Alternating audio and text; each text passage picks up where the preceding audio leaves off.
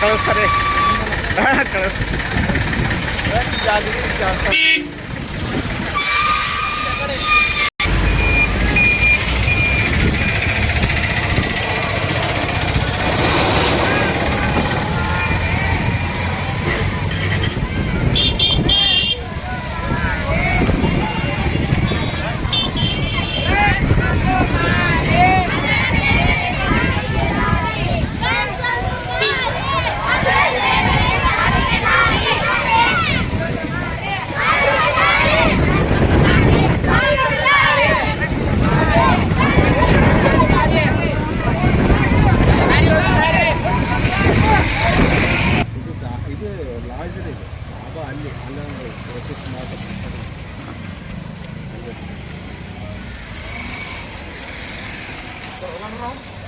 ಹಾಂ ಹೆಂಗೆ ರೀ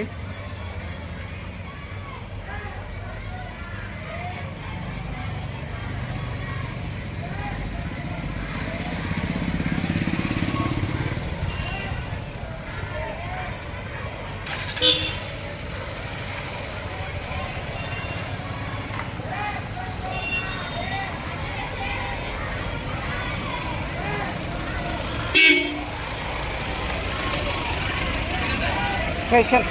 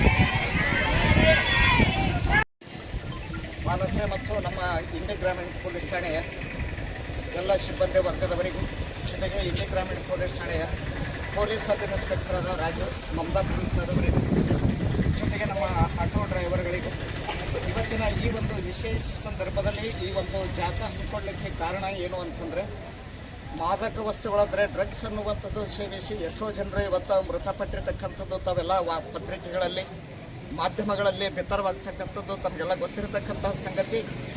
ಆ ಒಂದು ದಿಶೆಯಲ್ಲಿ ಮುಂಬರುವಂಥ ಒಂದು ಯುವ ಪೀಳಿಗೆ ಅನ್ನುವಂಥದ್ದು ಆ ಮಾದಕ ವಸ್ತುಗಳ ಸೇವನೆಯನ್ನು ಮಾಡಿಕೊಂಡು ತಾವು ತಮ್ಮ ಜೀವವನ್ನು ಕಳೆದುಕೊಳ್ಬಾರ್ದು. ಯಾಕಂದರೆ ಜೀವ ಅನ್ನುವಂಥದ್ದು ಬಹಳ ಅಮೂಲ್ಯವಾಗಿರ್ತಕ್ಕಂಥ ವಸ್ತು.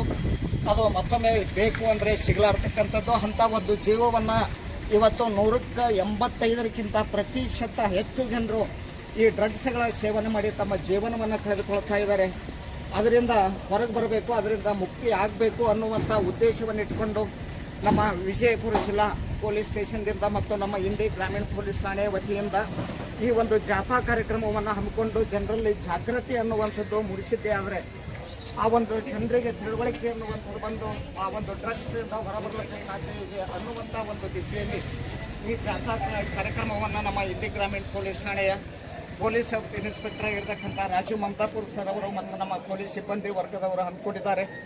ಈ ಒಂದು ಕಾರ್ಯಕ್ರಮವನ್ನು ಉದ್ದೇಶಿಸಿ PSI ಸಾಹೇಬರಾಗಿರ್ತಕ್ಕಂಥ ರಾಜು ಮಮದಾಪುರ್ ಸರ್ ಅವರ ಒಂದೆರಡು ಮಾತುಗಳನ್ನು ಹೇಳಬೇಕು ಅಂತ ಅವರಲ್ಲಿ ವಿನಂತಿಸಿಕೊಳ್ತಾ ಇದೆ. ಎಲ್ರಿಗೂ ನಮಸ್ಕಾರ.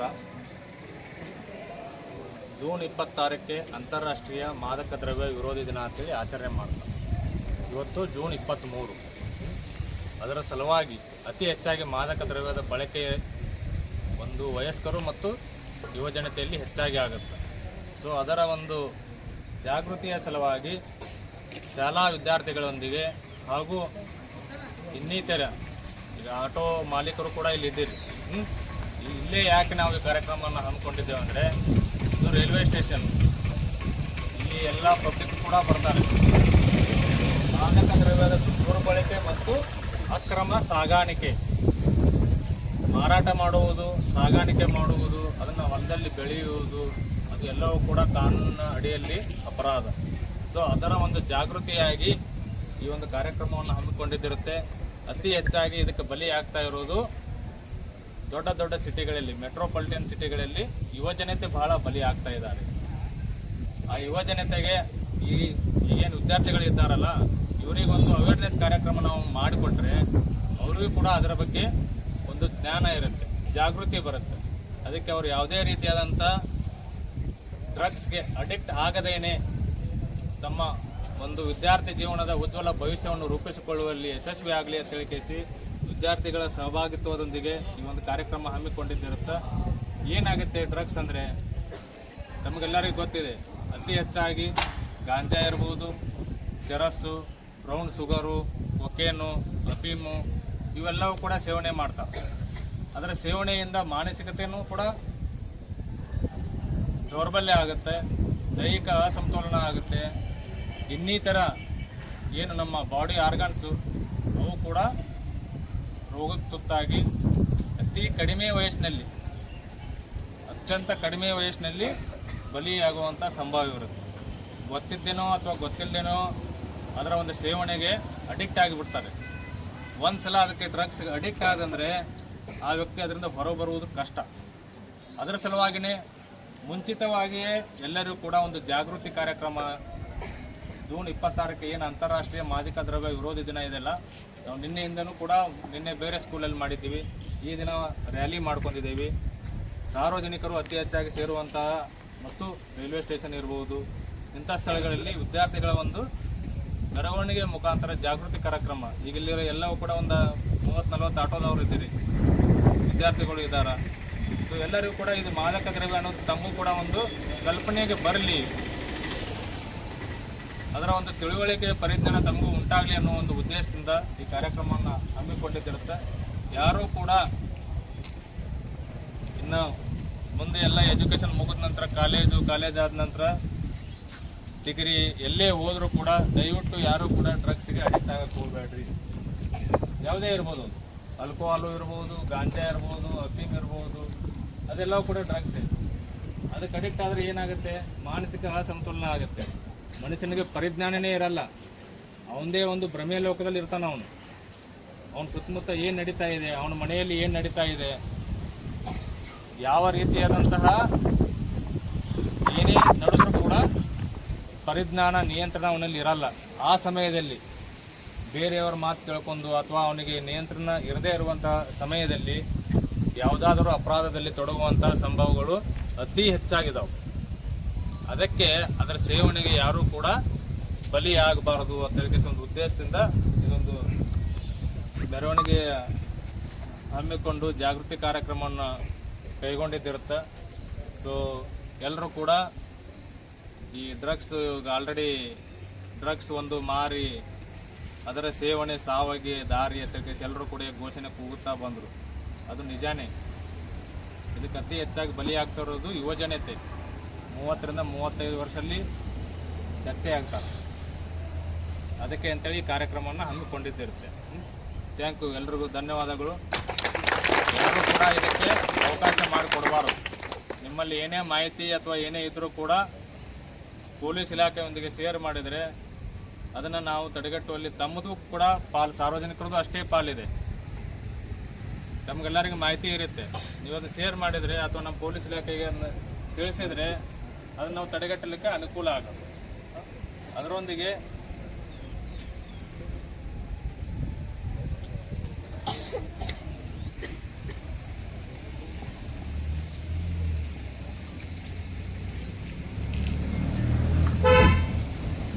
ಈಗೊಂದು ಅಂತಾರಾಷ್ಟ್ರೀಯ ಮಾದಕ ವಸ್ತುಗಳ ಏನು ವಿರೋಧ ದಿನದ ಒಂದು ಪ್ರತಿಜ್ಞೆ ಇದೆ. ನಾವೆಲ್ಲರೂ ಕೂಡ ಅದನ್ನು ಪ್ರತಿಜ್ಞೆಯನ್ನು ಮಾಡೋಣ. ನಾವು ನಿತ್ತಲ್ಲೇ ಒಂದು ಈ ರೀತಿ ಬಲಗೈಯನ್ನು ಮುಂದೆ ಮಾಡಬೇಕು. ಎಲ್ಲರೂ ಕೂಡ ನಿಂತುಕೊಂಡಲ್ಲಿ ನಾನು ಹೇಳಿದಂಗೆ ಮಾಡಬೇಕು. ಈ ರೀತಿ ಕೈ ಮಾಡಿ, ಬಲಗೈಯನ್ನು ಮುಂದೆ ಮಾಡಿರಿ. ನಾನು ಪ್ರತಿಜ್ಞೆ ಮಾಡುತ್ತೇನೆ, ನಾನು ಜೀವನದಲ್ಲಿ ಎಂದಿಗೂ ಮಾದಕ ವಸ್ತುಗಳನ್ನು ಮುಟ್ಟುವುದಿಲ್ಲ. ನನ್ನ ಗೆಳೆಯರನ್ನು, ಸಮಾಜವನ್ನು ಮಾದಕ ವಸ್ತುವಿನಿಂದ ದೂರ ಇಡಲು ಪ್ರಯತ್ನಿಸುತ್ತೇನೆ. ಆರೋಗ್ಯವಂತ ಜೀವನ, ಉತ್ತಮ ಪ್ರಜೆಯಾಗಿ ಈ ದೇಶದ ಸೇವೆ ಮಾಡುತ್ತೇನೆ. ಜೈ ಹಿಂದ್. ಇಲ್ಲೆಲ್ಲರೂ ಕೂಡ ಪ್ರತಿಜ್ಞೆಯನ್ನು ಸ್ವೀಕಾರ ಮಾಡಿ. ಕಾನೂನಿನ ಅಡಿಯಲ್ಲಿ ಅಪರಾಧ. Thank you.